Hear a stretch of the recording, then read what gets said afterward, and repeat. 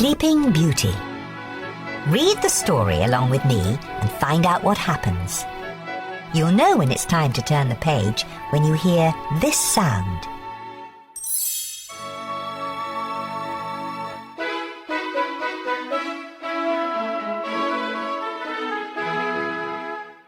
Long ago, there lived a good king named Stephen.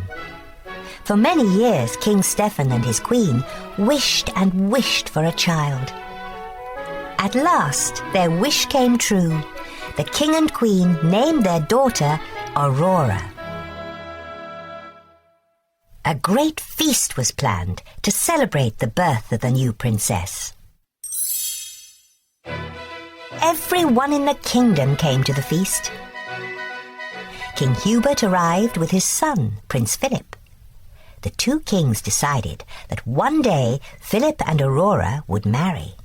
That way our kingdoms will always be united, King Hubert told his son. 3 good fairies came to the feast. Each had a special gift for the princess. Flora waved her wand. I give you the gift of beauty. My gift shall be the gift of song, said Fauna. And my gift, began Merryweather. Suddenly, a blast of wind blew open the castle doors.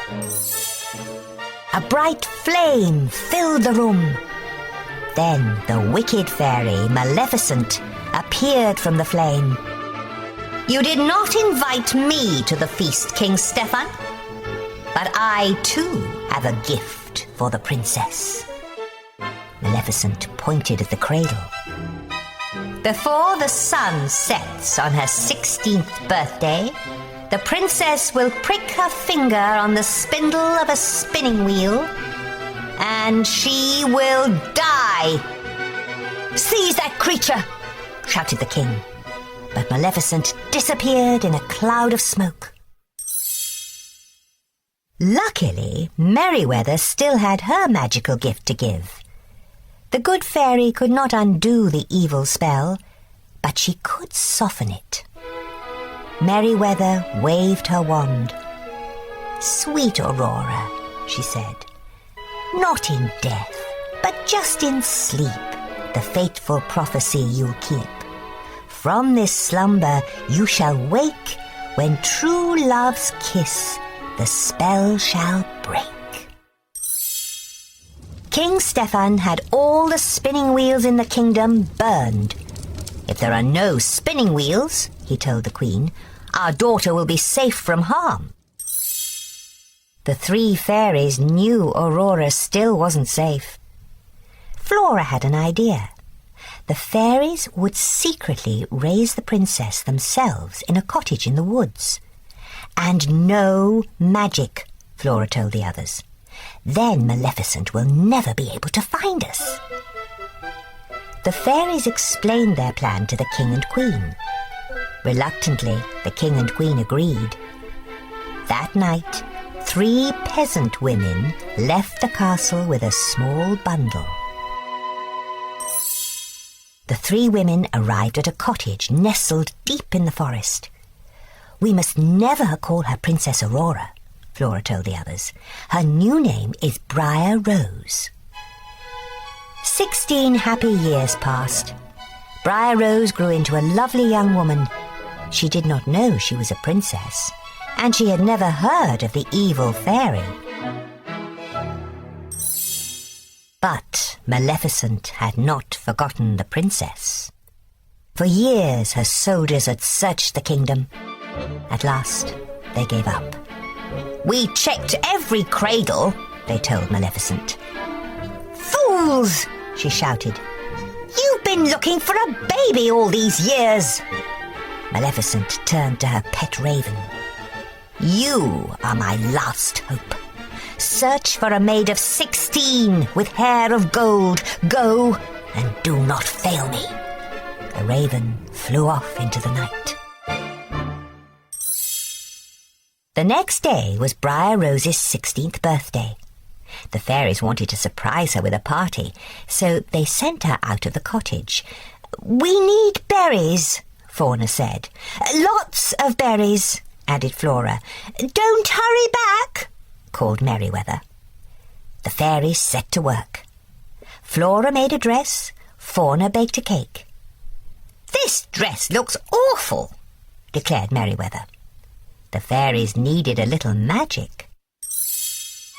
Meanwhile, Briar Rose was singing to the forest animals. She told them all about a prince she had met in her dreams. Nearby, Prince Philip was riding his horse. When he heard Briar Rose singing, the prince couldn't resist joining in. For a little while they sang and danced together. "What is your name?" Prince Philip asked. "Why, it's—" Just then, Briar Rose remembered that she was not allowed to talk to strangers. "I have to go," she said quickly. "When will I see you again?" asked the prince. He'd already fallen in love with Briar Rose. "Tonight. I live in the cottage in the glen," she called as she hurried away. Back at the cottage, Fauna had fetched their magic wands. She waved her wand. Now the cake was perfect. Flora changed the dress she had made into a beautiful pink gown. "It should be blue," said Merryweather. She made the dress blue. "Pink!" shouted Flora. The fairies kept changing the dress from pink to blue, and blue to pink. Pink and blue magic dust flew everywhere. Maleficent's raven saw the magic dust flying out of the chimney. He had found the princess. Back he went to tell Maleficent. Just then, Briar Rose returned to the cottage. "Surprise!" the fairies shouted. "Oh, this is the happiest day of my life," cried Briar Rose. "I met the most wonderful young man. He's coming here tonight." The fairies could see she was in love. "But that's terrible," said Fauna. "Why?" asked Briar Rose. The fairies told Briar Rose that she was really Princess Aurora. She had to return to the castle that very night, and she had to marry a prince. Aurora was very unhappy. She would never see the young man she had met in the forest again. Yet everyone in the castle was happy. King Stephen couldn't wait to see his daughter, and King Hubert couldn't wait for her to marry Prince Philip. When they arrived at the castle, the fairies left to fetch the king and queen. No sooner had they gone than a magic ball of light appeared. Aurora followed it up the stairs to a small room. Maleficent was waiting for her with a spinning wheel. Aurora had never seen a spinning wheel before. She reached for the spindle. "Touch it," Maleficent hissed. Aurora touched the spindle and fell into a deep sleep. The three fairies had been searching for Aurora. They found her lying on the floor, fast asleep. The fairies placed the princess on a bed. "She will sleep until she is kissed by her true love," sighed Flora. "Perhaps he is the young man she met in the forest." "He was coming to the cottage tonight," remembered Merryweather. "Let's meet him there," said Flora. "But first, let's put everyone in the castle to sleep. That way, no one will know what has happened." The fairies cast a spell over the entire castle. Soon, everyone was fast asleep. Prince Philip had already arrived at the cottage. He had decided to marry the girl he had met in the forest instead of Princess Aurora. Maleficent's soldiers were waiting for him. They tied up the prince and brought him to the Forbidden Mountains. Maleficent told Prince Philip that the girl in the forest was really Princess Aurora.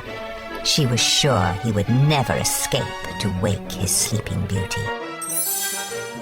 But the three fairies realized what had happened. They sneaked into the dungeon and freed the prince. "Take this magic sword and shield to protect you," said Merryweather. The prince set off to rescue the princess. Maleficent tried to stop him. She raised an enormous hedge of thorns around King Stephen's castle. But Prince Philip hacked his way through the thorns. The evil fairy was furious. She transformed herself into a fire-breathing dragon and tried to destroy the prince. Luckily, the magic shield protected him. Finally, the prince saw his chance. He threw the sword at the dragon's heart. That was the end of the dragon. And the evil fairy, too. The prince entered the palace yard. Everyone was sleeping. He raced up the stairs to the tower. He found Princess Aurora asleep on the bed. As soon as he kissed her, Aurora's eyes opened. The spell had been broken. Everyone else in the castle woke up too. The king and queen were very happy to see their daughter, and King Hubert was very happy to learn that the prince and princess were in love. The three fairies watched as the young couple danced across the floor. "I just love happy endings," sighed Fauna. Flora and Merryweather couldn't have agreed